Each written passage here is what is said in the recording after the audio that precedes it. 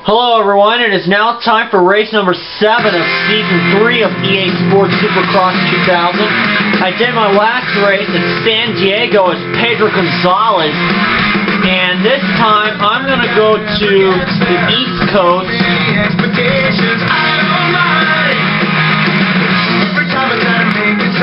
And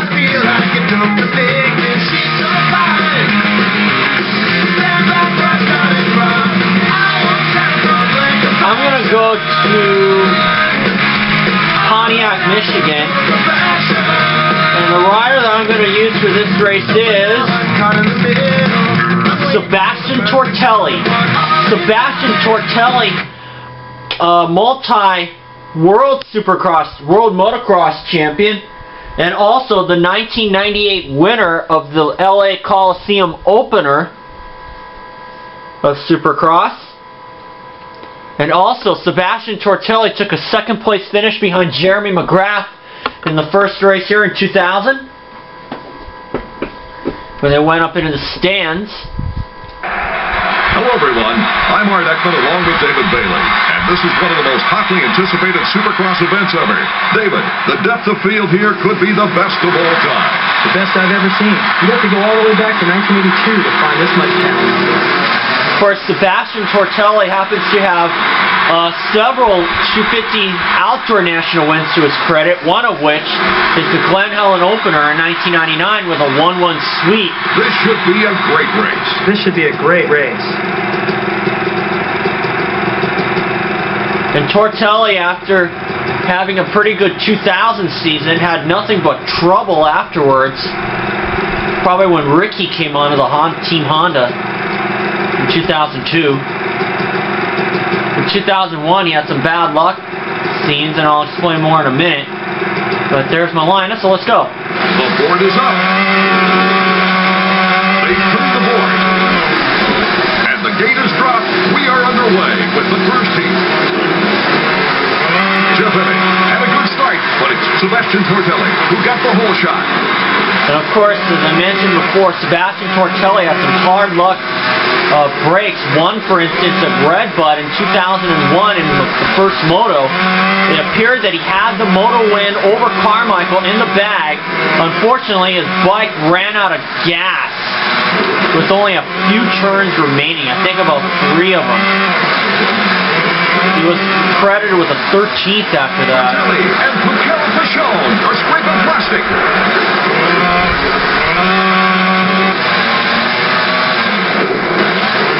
And then he had that awful crash at Binghamton, separating himself from the bike. Our leader coming around. You can tell he's been working hard during the offseason. And as a result of that, Tortelli, I don't think he was on the, I think he withdrew from the Motocross the Nations team for 2001 for Team France. I'm not sure about that though. Tortelli had a concussion. Tortelli had a lot of concussions, one of which happened after Kenworthy's at Troy, Ohio, after he had an awful crash that ESPN2 did not show. After a first lap crash with Kevin Windham.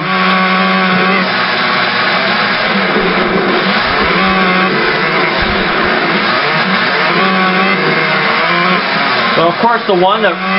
Our leader, Tortelli, around again, still looking relaxed and smooth. Art, he looks fast. Of course the one that really hurt Sebastien the most was Unadilla 1999 Moto number 2. Tortelli was leading the point standings after a second place in the first moto to eventual first moto winner. Consider this track to be technical. Absolutely. Right after the start, there's a rhythm section that allows for a lot of passing. Back to Moto 1 winner Mike Morocco. And then Tortelli collided with Doug Henry out of the Screw You section. David, where does all the dirt for a track come from? Well, they store it outdoors locally and truck it in, so it's going to reflect whatever weather is in the local area. Clipping the back of Henry, and he ended up going down and breaking his wrist. To go. Sebastien Tortelli leading the pack. He just seems unshaken. And that's And that wrist injury sidelined him for the rest of the season.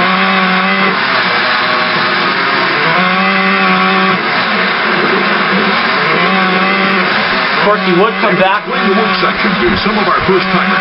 Well, you want to find the straightest line through, letting the bike work underneath you while your body stays still. And he would come back for a 4th place at the opener in 2000.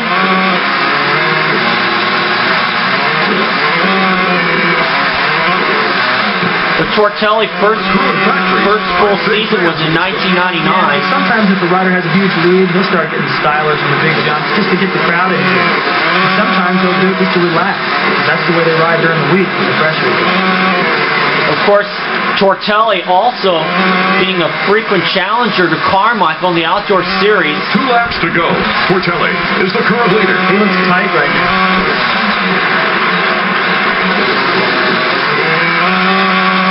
Coming up on the white flag now.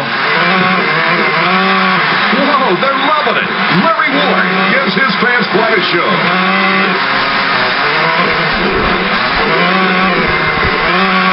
Of course, Tortelli grab some big air.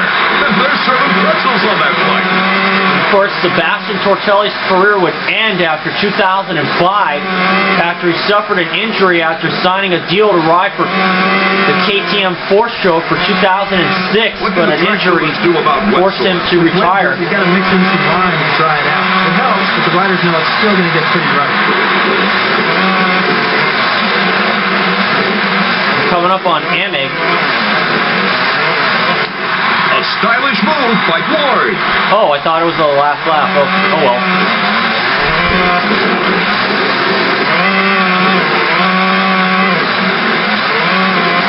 Took the white flag for the checkered, but that's all right.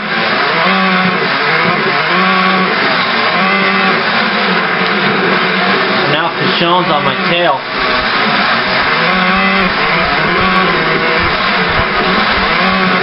Mike LaRocque was sitting in 9th place right now. That would not get him in the LCQ. Show it off a bit.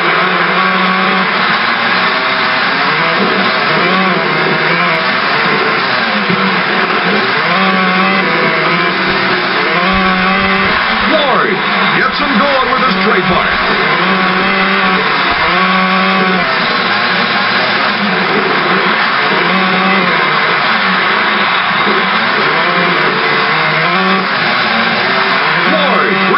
Alive with another of his patented stunts. So the checkers are waving for Tortelli.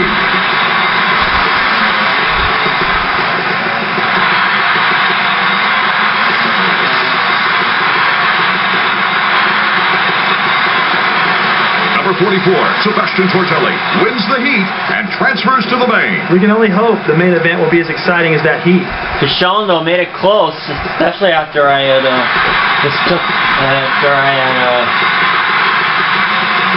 got my lap number mixed up.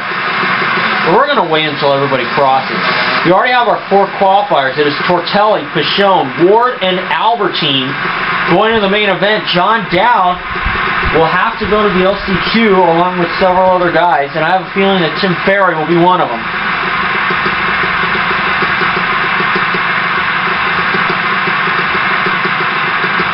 Doug Henry will get 6th. Kevin Windle will get 7th. And Tim Ferry will finish in 8th. So LaRocque and Emig will have to watch from the sidelines for this round. Mike LaRocque, a winner here in 1995. And here comes Emig. And I'll see you guys for the main event.